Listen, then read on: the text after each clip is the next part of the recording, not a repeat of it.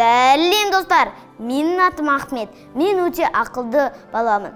Маған кез келген сұрақты қоя беріңдер, мен жауап бере аламын. Осы жобада мен сендерге өте қызық әңгіме айтамын. Ол Қазақстан туралы. Қазақстан өте үлкен мемлекет. Жер көлемінен әлемде қаншасыншы орын деп ойлайсыңдар? 8-ші ме, 5-ші ме, ойланып көріңдер. Жарайсыңдар. Ол 9-ші орында. Қазақстанда 14 облыс пен 3 мегаполис бар. Олар Нұр-Сұлтан, Алматы және Шымкент. Ал сен қай қаладансың? Астына комментарийға жаз. Қазақстанда Каспий теңізі бар. Ол Маңғыстау облысында орналасқан. Арамызда Ақтауда тұратын балалар бар ма? Қолымызды көтереміз. Қазақстанда 85.022 өзен бар. Қазақстанда ең ұзын және ең үлкен өзен бұл Ертіс өзені.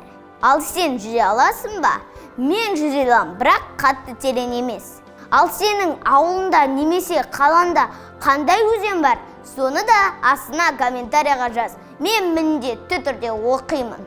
Қазақстан өзінің әдемі тауларымен де мақтана алады. Қазақстандағы ең биік шың бұл Хан Тәңірі шыңы. Қазақстанда көп ұлт тұрады. Бірақ негізгі ұлт бұл қазақ ұлты. Қазақта өте көп ұлттық тағамдар бар. Олардың біреуі сыйлы қонақ келгенде міндетті түрде ет асады. Қазақстанда ғарыш айлағы Байқоңыр бар.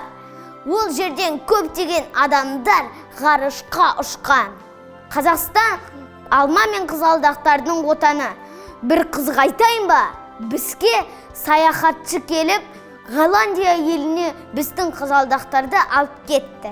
Қазақстан туралы көп қызықты ақпарат айтуға болады. Бүгін мен тек маңыздыларына ғана тоқталдым. Ал сен Қазақстан туралы қандай қызықты ақпарат білесің? Астына пікір қалдыр. Ендеше біздің каналға жазылуды және лайк басуды ұмытпа.